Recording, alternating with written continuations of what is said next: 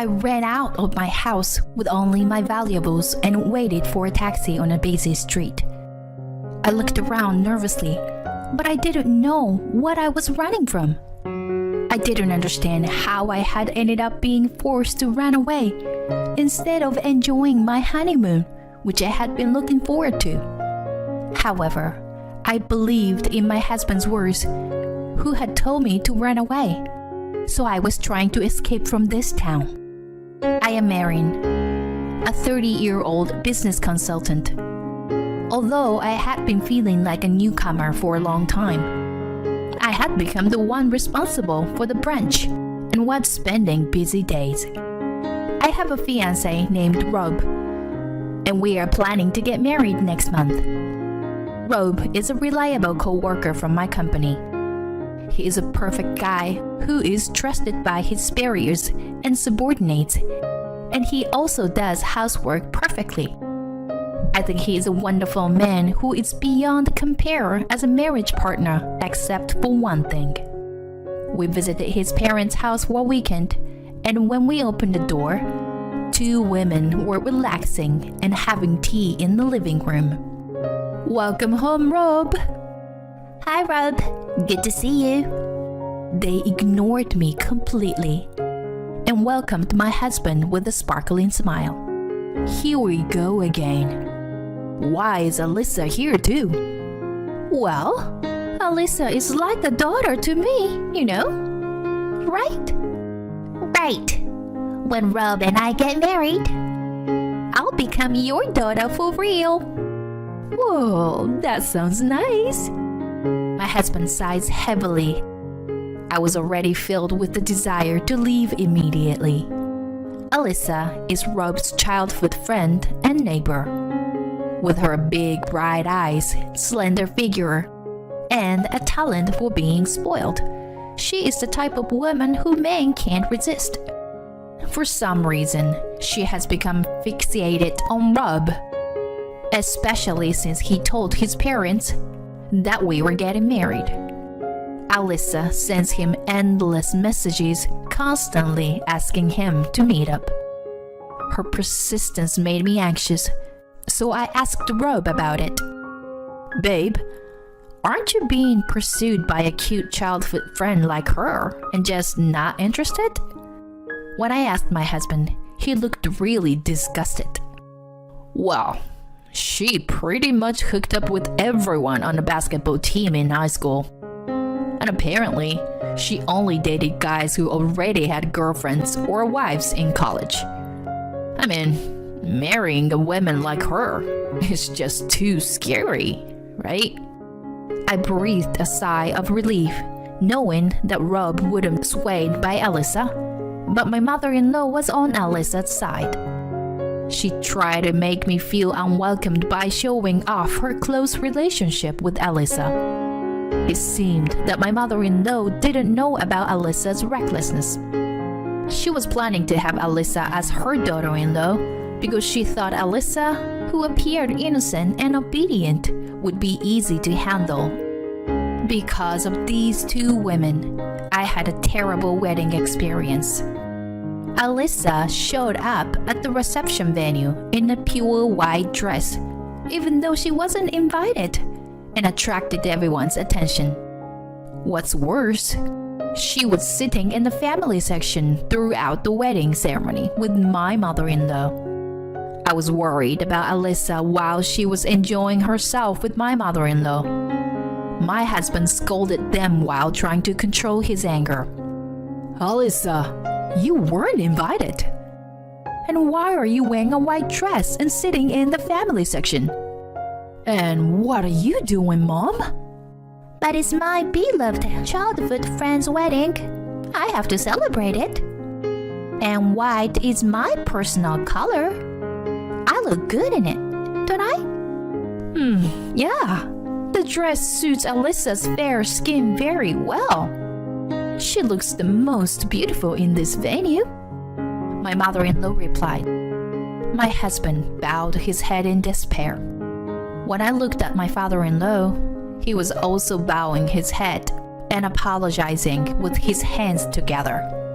He was a decent person, but he was weak-willed, so he must have been pushed around by my mother-in-law. I had been preparing for and looking forward to this wedding for almost a year, so I was about to cry with frustration. But if I cried here, I would be playing into their hands. When I lifted my head and smiled at Alyssa, the corner of her eye twitched. You are such a good friend, Alyssa. I'm impressed. What do you mean? Alyssa's mouth twisted. Oh, well, it's almost time for the first dance, so excuse us. Saying that, I gave a relaxed smile to the two of them. Alyssa gave me a momentary glare like a demon, but soon she made an innocent smile like an idol and left. I'm sure she was disappointed that I wasn't a weak woman who would cry and make a fuss. Despite what happened, we received heartfelt blessings from everyone, and the wedding ended successfully. I was also able to savor my happiness. After getting married, Rob and I continued to live separately in our current houses for a while. We planned to search for a house in the spring, so we were going back and forth between each other's places until then. We also planned our honeymoon by departing from our own places and meeting at the airport. The destination was Italy, which we had been longing for. 1 month after the wedding, I was excited and thrilled every day thinking about Italy. However, my excitement would be completely ruined by those two. On the day of our honeymoon, my husband called me while I was fidgeting, wondering if I had forgotten anything. Ciao! What's up, babe? We're supposed to meet at 11, right? Erin, sorry. Contrarily to my carefree attitude, my husband shouted frantically on the phone. I'm sorry, but we have to cancel our honeymoon. Whatever you do, do not come to the meeting place. What? Listen, do not leave the apartment under any circumstances. No, wait. Leave there right now and go back to your parents' house, please. Wait. What's going on? I'm sorry. I'll explain later. Just please, leave now. And the phone was suddenly disconnected. I stared at the phone in amazement.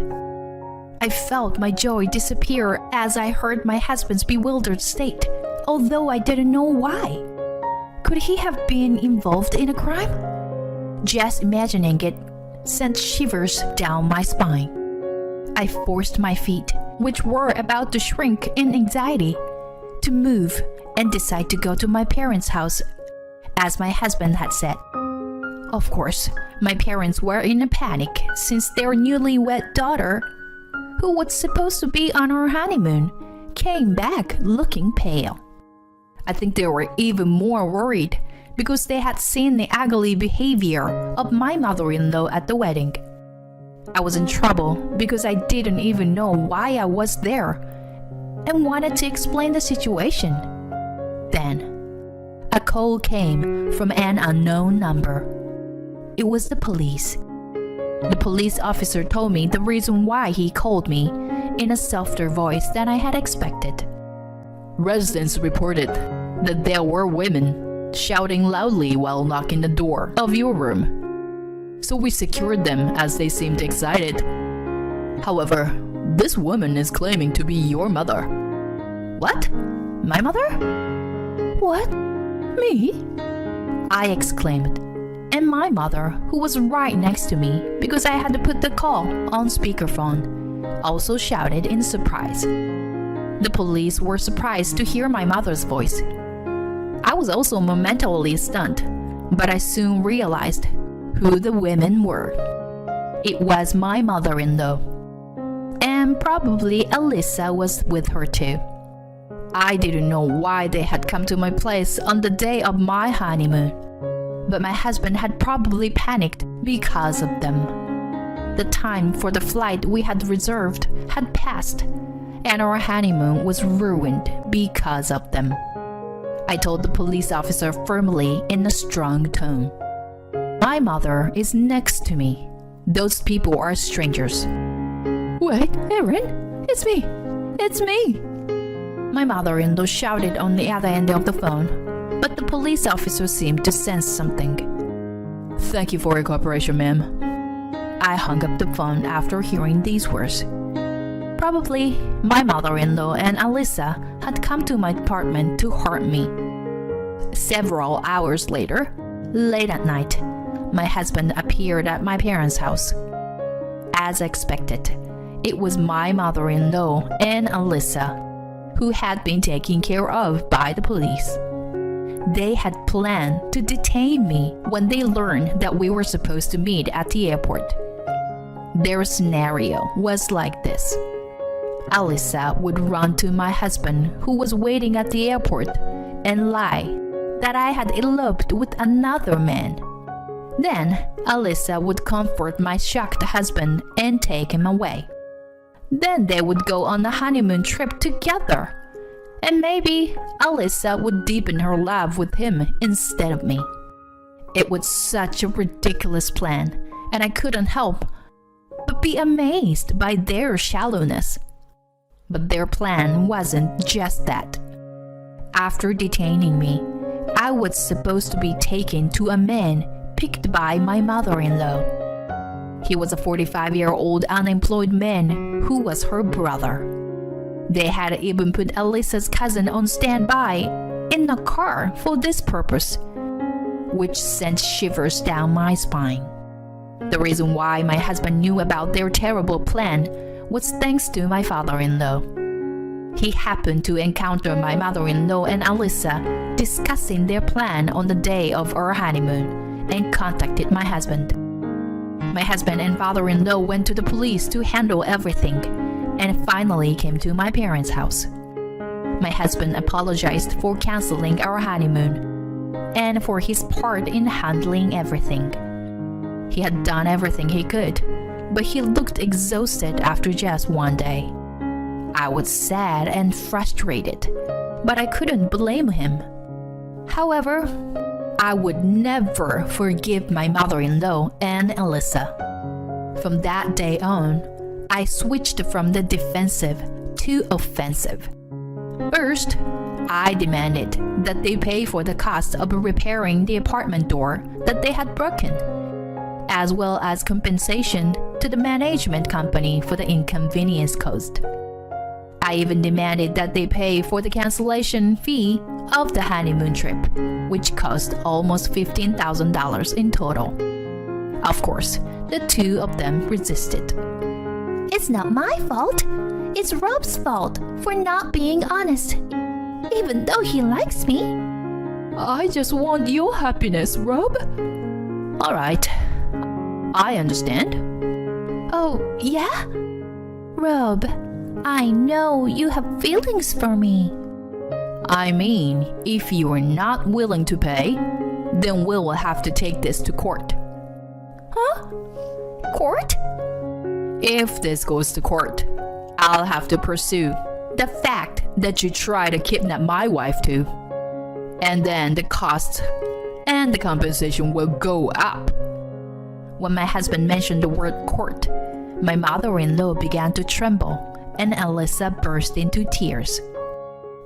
Rob, will you forgive me, right? I'm important to you, right? No, and no. I will never forgive you. Alyssa let out a small scream as my husband glared at her with cold eyes. How can you do this to me? But you love me too, don't you, Rob? How can I love a woman who'd screwing multiple men at once, including married men? My mother-in-law looked shocked when she heard this, and I also supported my husband. You said you liked Rob, but wasn't it only after I got engaged to him? I bet you suddenly became interested in him as soon as he belongs to someone else. Wait, what? You, Alyssa. Alyssa's eyes swim with agitation, and she points to my mother-in-law and yelled, "Rob, your mother was trying to use me because she didn't like Erin." "Alyssa, are you really trying to put the blame on me?" "Rob, she's lying. I was trying to stop her, you know." As the two of them started arguing and almost getting into a fight, Alyssa's parents and my father-in-law intervened and settled the matter. They decided to split the costs equally. Alyssa's parents, who had not noticed their daughter's outburst, apologizing profusely. We also made a written agreement that if Alyssa and her mother approached us again, there would be penalties. The plan had failed, but it was too malicious for us to forgive them. 3 years later, we were living peacefully with our son when a man visited us. He introduced himself as Alyssa's fiancé, dressed in a smart, expensive suit. When he went to Alyssa's family home to greet her parents, he happened to meet one of her classmates. And the classmates told him about Alyssa once being obsessed with my husband. We hadn't heard her name in a while and were taken aback. That classmate was probably someone who attended our wedding and witnessed Alyssa's misconduct. "I heard that Alyssa was planning to steal you away or something like that. I thought it was just a joke, but I noticed that Alyssa looked pale and shaken. So I did some investigation. You and Alyssa are childhood friends. You're not with her, right?" "Of course not. We've never even dated." Rob's statement put Alyssa's fiancé at ease. Rob continued, "However, there's a possibility that she's dating someone other than me." "Huh?" "The Alyssa I know seems to be going on dates with different men every day. She even showed up at our wedding in a white dress and confidently sat in the groom's family section without being invited." That's... If you are going to investigate, I think you should widen the score beyond just me." Yes. Thank you for your time. Excuse me." Then Alyssa's fiancé replied in a barely audible voice and left our home unsteadily. It seems that Alyssa's fiancé was the son of a well-known company president and financially stable. But his family was furious when they found out about Alyssa's deception. Not only has she been seeing other men while engaged to him, but there were several of them, and he had broken off the engagement and was also demanding compensation for damages. On top of being abandoned by her fiancé, she was also in debt. It's time for her to realize that a life of deceiving others is coming to an end. I don't really care about her, but it's so satisfying to see her get what she deserves. On the other hand, it seems that my mother-in-law and Alyssa engage in catfights every time they see each other, which is caused by the fact that they live nearby. I feel sorry for the neighbors who are forced to witness their ugly fights. In addition to that, my mother-in-law seems to be restless every day because she can't even meet her first grandchild. While my father-in-law happily comes over to our house with baby supplies, she watches him leave while biting her nails. Although she had sent baby clothes and toys to us a few times, I returned them without even looking inside. Amidst not being able to see her grandson or son, she must be grateful for the kind presence of her husband. As for my own family, this year, when my son turns 4 years old, we are planning to make up for our cancelled honeymoon. We are going to Italy. The unpleasant memories of the day are fading day by day, but I want to make unforgettable sparkling memories that will last a lifetime this time. Ciao! Ciao. You're good. Alright, next is buongiorno. Buongiorno. I smile as I watch my beloved son and husband practice Italian in the living room. They are my happiness, and I will cherish them as long as I live. Hey, parasite, are you watching this? Saying that, my husband waved his hand towards me with his smartphone screen. His face was red, and it was clear that he was quite drunk. Then, another person appeared on the screen next to him. Come on, Claire. Let my brother go already. You parasite. That was my sister-in-law, Amber. These two call me a parasite who has no choice but to rely on my husband's income as a full-time housewife. At that time, they made a video call to me while drinking at their parents' house on purpose. I let out a deep sigh. Hey, you were drinking at your parents' house now, right? Are your parents there? Yeah, they're here. Why? Can you let me talk to your father? Huh? Why? Are you planning to tattle on me, to my dad or something? My sister-in-law's high-pitched and carefully voice spoke up from next to him. Oh, well, it's fine, isn't it? Our dad is on our side.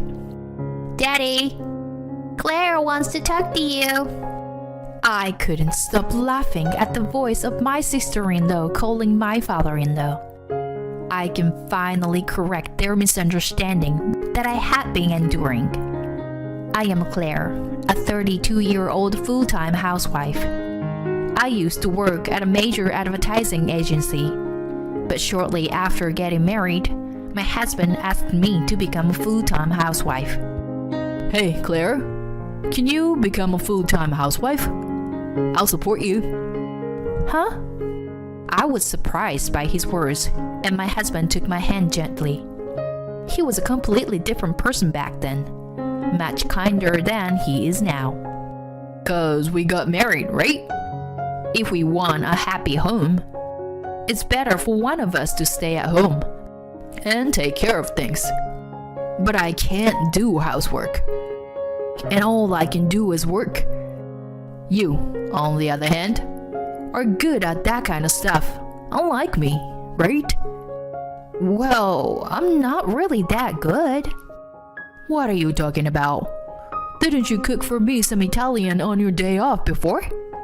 It was really delicious, and it made me feel so much better. I really respect and love that about you. So, please, quit your job, okay?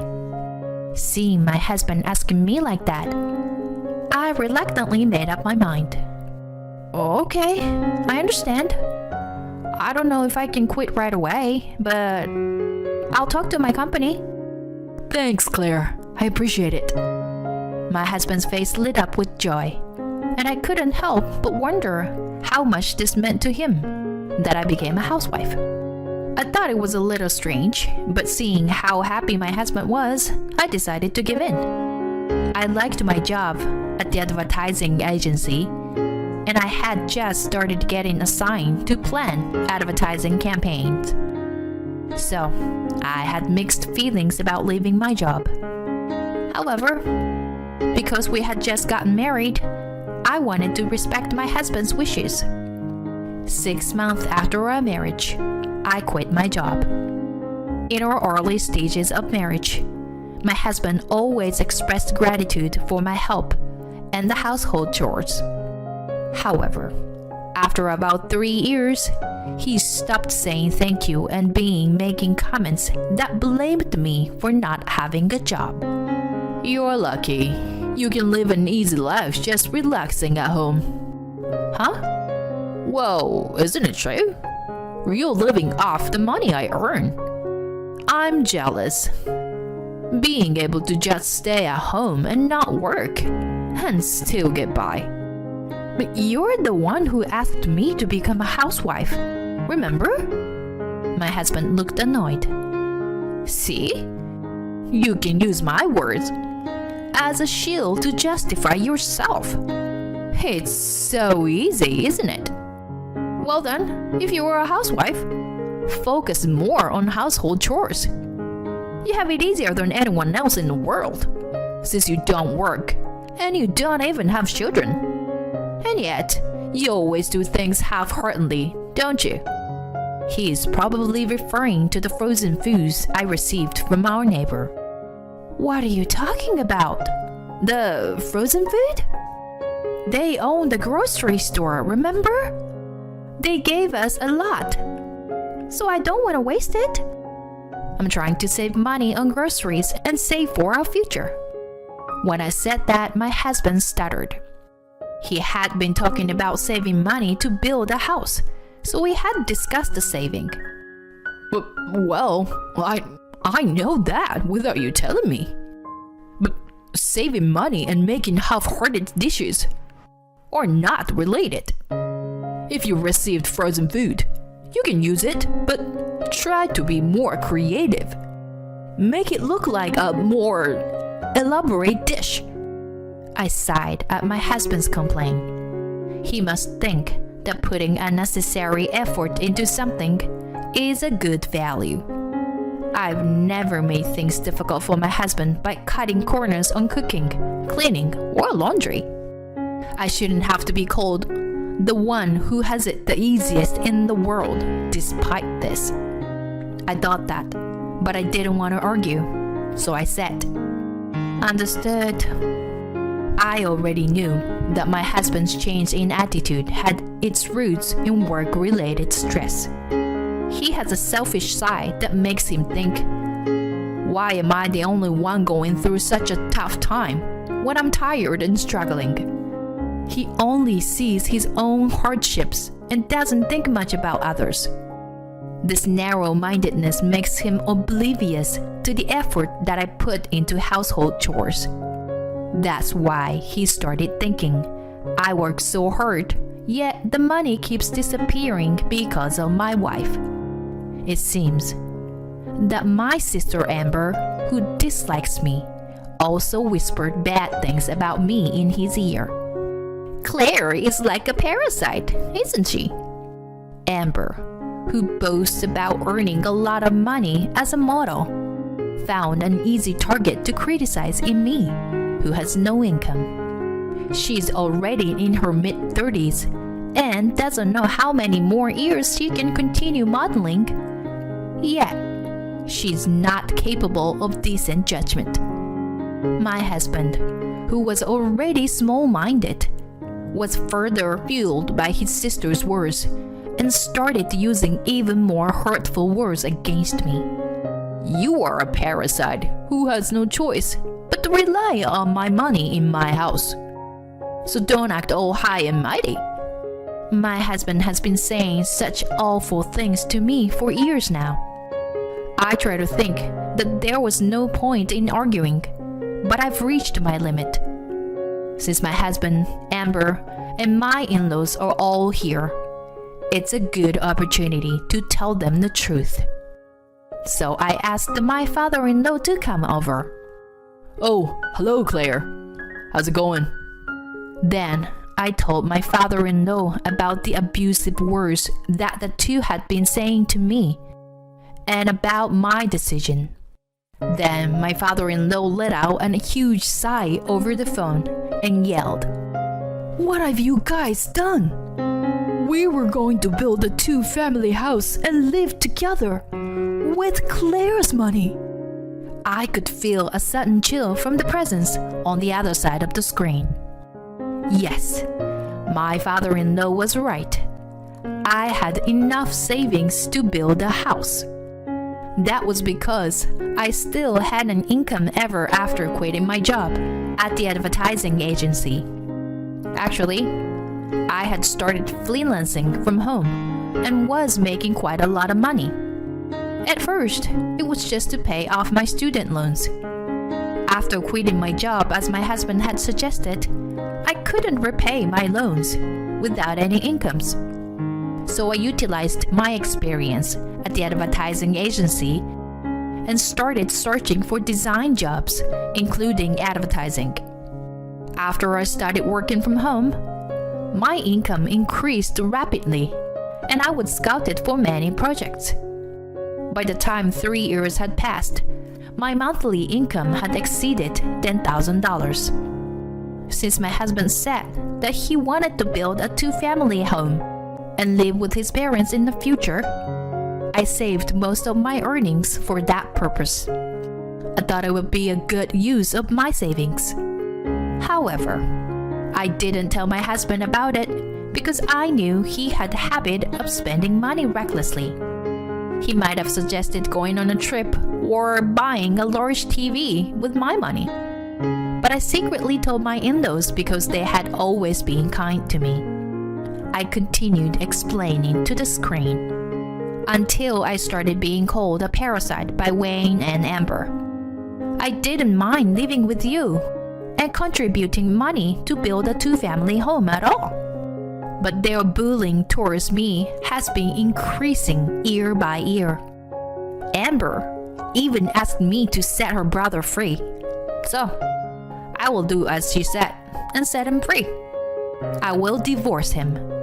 So please forget about the new home.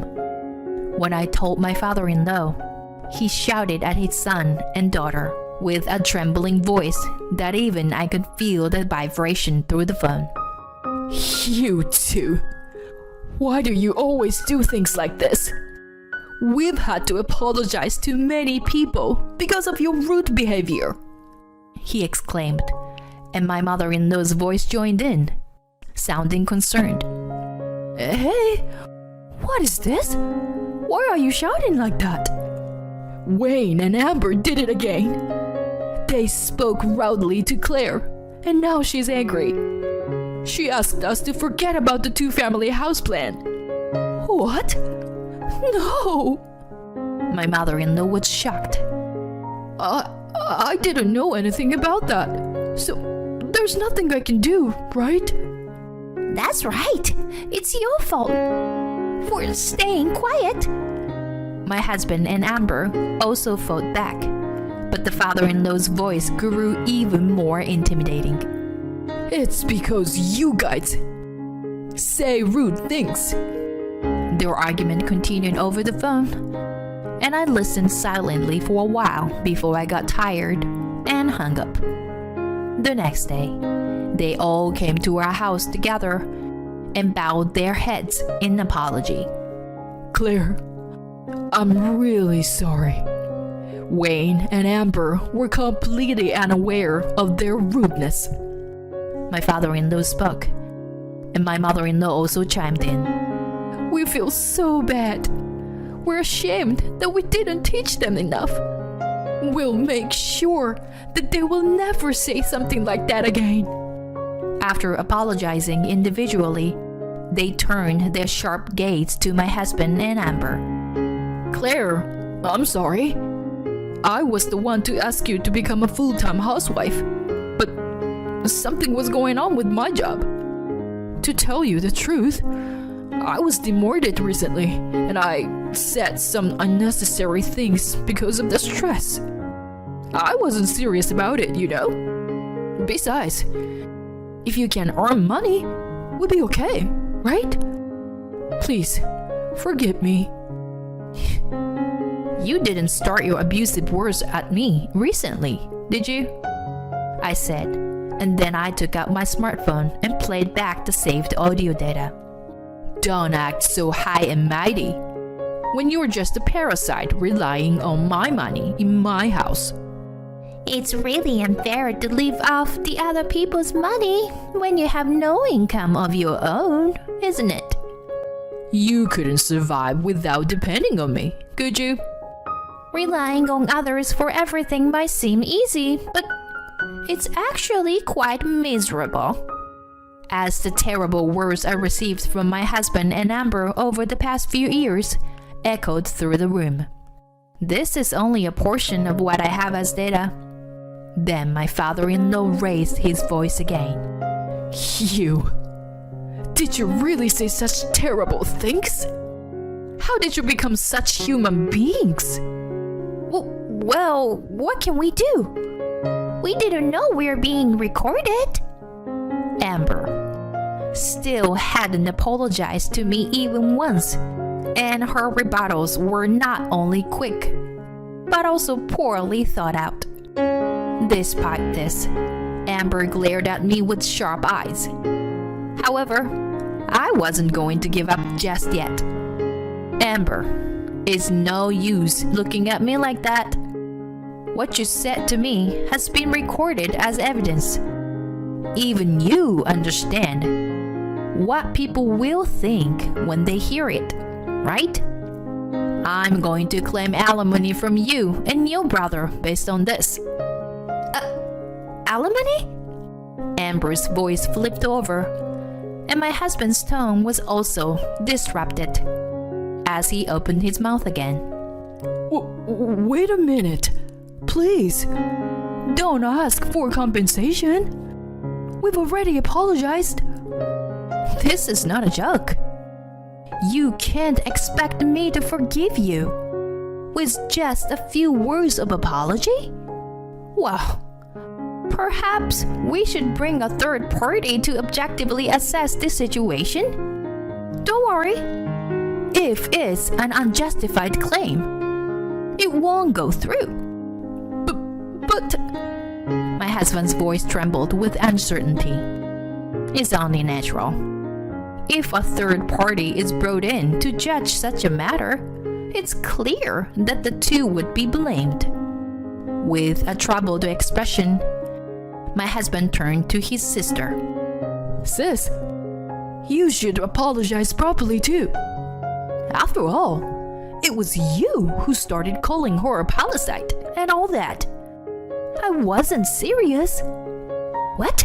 Are you trying to blame everything on me? 'Cause you were more responsible. And I already apologized, didn't I? Who's more responsible, you're saying? I sighed at their argument. It seemed that their parents felt the same way. After a while, their father scolded both of them again. Both of you, cut it out. It doesn't matter who's at fault. Saying that, he shook his shoulders in anger. I said to him, "Thank you very much for understanding.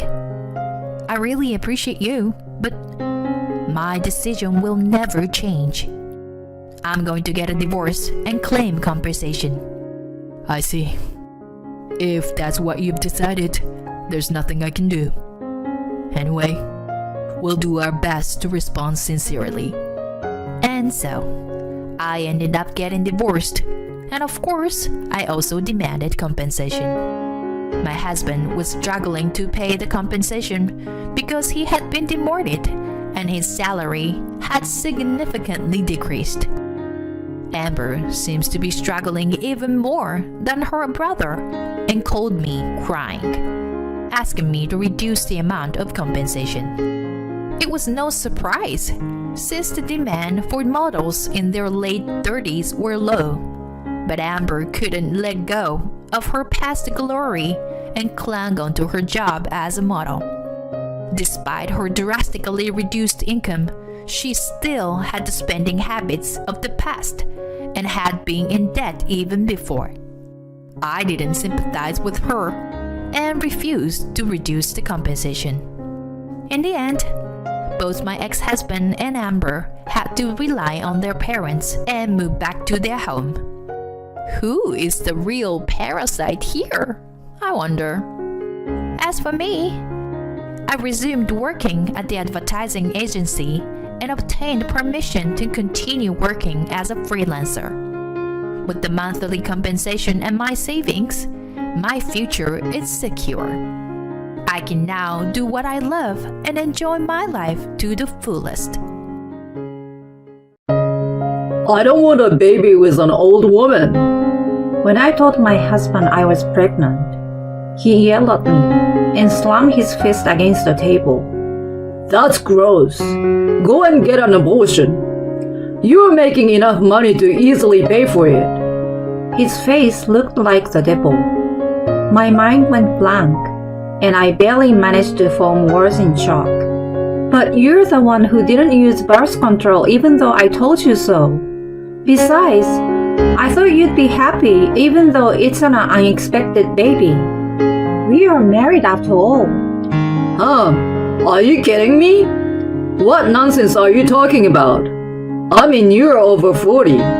You're crazy to have a baby and try to raise it now. Can't you even think about your own physical strength? Besides, you have the important job of taking care of me, don't you? I feel sick now. I'm going out. He brushed back his long blonde hair and walked out of the room. I knew where he was going. He would probably go and play poker or pool. He would lose big as usual and beg me for more money. I thought about what I was going to do. I couldn't think of not having this baby. I knelt on the spot, hugged my stomach, and cried out loud. My name is Claudia. For over 10 years since I entered the workforce, I have lived almost exclusively for the job. Thanks to that, I have been able to build a good career and earn enough money to live on my own with a little luxury. While I was hoping to get married and have children one day, I passed the socially appropriate age to do either. I half gave up, thinking that I would probably be alone for the rest of my life. The turning point came when I turned 40. I happened to visit the wine bar where Jackson was working part-time. We hit it off over drinks. Although he was a little careless, he was younger than me, and his friendly smile looked cute. So we started dating. It was fun at first. He was a good cook and served me dinner every night when I came home tired. Although I never thought I would be with that type of man, it was enjoyable in its own way. Eventually, he moved in with me, and we happened to get married. Although I questioned if it was the right thing to do, I also felt that if I missed the chance, I might have never gotten married. That was the beginning of my mistake. After the marriage, he quit his job and hardly ever cooked for me. He spent all day long either playing games on his phone or playing poker or pool at a bar. Sometimes he helped out at the friend's bar, but the money he earned went to gambling. Also, his verbal abuse toward me started. He clicked his tongue at me over trivial things and criticized me often. However, he still demanded to make love to me, which escalated with time. We don't need rubber, do we? Let's use it just in case. You can't get pregnant anymore, can you? It feels better without it, you know. After that day, we started doing it without using contraception. I knew it wasn't right, but I was tied up with the thought that I had finally gotten married and needed to put up with it a little. One day, while leading such a life, I found out I was pregnant. I was surprised that a natural conception was possible at my age, and happiness overwhelmed me. I was sure that Jackson was going to take that opportunity to be better. I often heard that having a child repaired a couple's marriage. We could have changed our course in the right direction too. Thinking positively, I hurried home and announced the news to him. But, hey babe, listen, I'm 3 months pregnant. Whatever. I'm going to order a delivery. Give me your credit card. Hey, seriously, listen to me. I went to the OBGYN today and the doctor said congratulations. I was shocked, but I'm happy. He looked at me with his eyes wide open. He stared at me in disbelief. You are serious? I told you so. I have some money saved up and I'm thinking of taking a break for a few years. I have been working all this time, so I thought it would be a good idea. I want to be around the baby as much as possible. He slammed the table hard.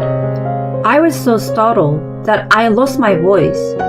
He slowly looked up with a face I had never seen before. I don't want an old hag's kid. That's disgusting. Get rid of it. You're making enough money to easily pay that much.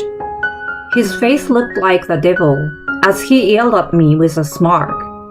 I thought he would be happy to hear the news, even though it wasn't an unexpected one. My mind went blank. While I couldn't say anything back to him, he added another blow. You're out of your mind to have a baby over 40. Think about your own physical strength. Besides, you have the important job of taking care of me. What the hell? You're the one who refused to use a condom. Darn it. I never thought an old woman could get knocked up. I feel sick now. I'm going out. He pushed his long blonde hair back and left the room with obvious annoyance. I knew where he was going. It was either poker or pool at the bar. He was going to lose big, as usual, and was going to beg me for more money with a foolish smile. I knelt and hugged my stomach. For the sake of my baby, I had to be strong. I had no intention to raise my child with him at that point. I packed my belongings in a hurry and left home. 3 years later. Honey, are you sure he's not too heavy? I'm fine. My child in Dean's arms was slumbering peacefully. I met Dean after Tim was born. Like me, he was passionate about his work and had worked his way up to a senior executive position through his diligent attitude. He accepted my work and my child, and we got married in the spring. He also readily agreed to my long paternity leave and loved him even more than I did. That day, we were inspecting the wedding venue. I thought that after everything that had happened, I was finally going to have a happy marriage. Then, I stepped into the wedding hall and saw a familiar blonde figure. No, Jackson? What's wrong, hon? You look pale. I'm fine, let's go. I was hoping that he would not notice me as I walked through the hall.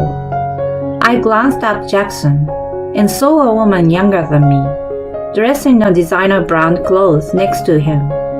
As I was thinking, he had not given up on the gigolo life. His eyes and mine locked. His expression turned into a disgusting smile, as if he had found his prey. The smile that I had thought was cute when I first met him was now giving me trepidation. Hey you, Claudia, right? Unwilling to interact, I pulled on Dean's sleeve and tried to move forward. Jackson advanced toward us without care and whispered in a voice that only we could hear. With a sarcastic smile on his face, he said, What a perfect couple. An old man is an ideal partner for an old woman. I feel sorry for the kid with such an old dad. Why don't you just put him in a facility already? Babe, the reception is done. We have to go. Oh, sorry, Kathy. He instantly changed the tone of his voice. It was obvious that he was a parasite on the woman. When Kathy walked past us, her whole body smelled of perfume, and she looked me up and down. Then, her expression changed to a surprise when she saw Dean standing beside me. As I was wondering why, Jackson walked past me and whispered in my ear, It's not a wedding venue, but a nursing home would suit you guys better. You see, Kathy is surprised too. You've got plenty of money, so why don't you just go there? I wanted to fight back, but my old memories came back to me, and I froze. I couldn't understand why I had to be attacked like that by him. He was just a scumbag who couldn't do anything on his own. Dean put his arm around my shoulder to comfort me. His warmth and Tim's sleeping face almost made me cry. I'm sorry for making you feel bad. I told you before, he's Tim's father. Don't say more, and don't worry about it. You didn't do anything wrong. But he somehow had a mischievous smile on his face and confidently said, I have a good idea. Will you leave it to me? On our wedding day, Dee and I pledged our future to each other in front of the many guests. Tim was watching me and smiling next to my parents. When I secretly waved my hand, he did the same with a small hand. You look beautiful, honey. Thank you. I had lived my life only for work and had been pushed around by the scumbag. I was finally getting true happiness. Just before the kiss, the door to the chapel was violently swung open. Claudia, I know you are in there. Come out! The one who pushed away the staff and barged inside was disheveled Jackson. His blonde hair, which he had been religiously bleaching, was more than half brown, and his clothes were in tatters. There was a good distance between us, but I could smell the alcohol on him. I panicked, thinking he was trying to ruin even my wedding, and shouted at him, "What are you doing here?" You ruined my happiness. Go to hell, you old hag. What are you talking about? Honey, let me talk. Dean stepped forward and stared at Jackson, who seemed to be intimidated by his imposing posture. He took a step back with an awkward look on his face. You brought this on yourself, Jackson. Dean's explanation went like this. The company he worked for was a partner of the company Kathy ran. They had exchanged business cards once at a business event, and he remembered her. That was the reason why she looked so surprised at the time. He then contacted her to let her know Jackson's true identity. He played her the audio of Jackson's rant that I had recorded a long time ago. Sorry, can I borrow $100? I will pay you back triple, okay? You old hag is only good at making money, so make more. When she heard that, she was furious. She prioritized her business over Gigolo and kicked him out immediately. That's too bad. Hey, you old hag, this is all your fault. You better fix it. At that time, I heard something snap inside me. You are pathetic. Jackson, apparently not expecting me to retort, wobbled backward in surprise. I yanked up the hem of my dress and walked up to him and yelled, I'm going to give you what you have been doing to me all this time. If you think I'm going to be scared of you forever, you are wrong. You should be ashamed of yourself. You call me a hag, but what about yourself? For someone your age, you keep relying on others. Grow up. The place was quiet for a moment, but the guests immediately started applauding. It spread rapidly and became a tremendous sound. While Jackson was recoiling from the scene, the police grabbed him by the arm and took him away. He seemed to have no intention of resisting and was being taken quietly. His filthy back was so small that I felt sorry for him. It was all over then. A weight had finally been lifted from my shoulders. Sometime later, I'm visiting Jackson's parents with Tim. They are not to blame, so I bring him to see his grandparents once a month. Unlike Jackson, they are sweet to us. How could a person like Jackson come out from them? It is a mystery to me. Or is it because they are too sweet to him that he became such a monster? I have no way of knowing now. My ex-mother-in-law quietly starts speaking. Jackson came here the other day. Oh, was everything okay? We told him we couldn't take care of him anymore and kicked him out. He's living a solitary life without a home or work now. He had quit his job and had been hanging around since he got engaged to Kathy. He thought that if he got married, he wouldn't have to worry about money, so he took out a loan to buy a luxury car. He is now chased by those debts as well. The lack of planning is quite disconcerting, but that's how he is. And the fiasco at your wedding was broadcasted on the local news, you know? All right. One of the guests that day had taken a video with his phone, and it became viral on social media. As a result, it ended up on a local network. Although our faces were hidden, Jackson's face was clearly visible. He said that because of this, he's struggling to even find a part-time job. After what happened, I'm really grateful to you for bringing Tim to see us. He loves visiting you guys, and we thank you too. Are you still working? I'm on a break right now. I'm going to take a little longer and prioritize my life with my boy. My current husband adores him, and we are very happy. Right, Tim? I smiled at him, and his eyes twinkle in return. His happy face blows away all the bad memories of my past.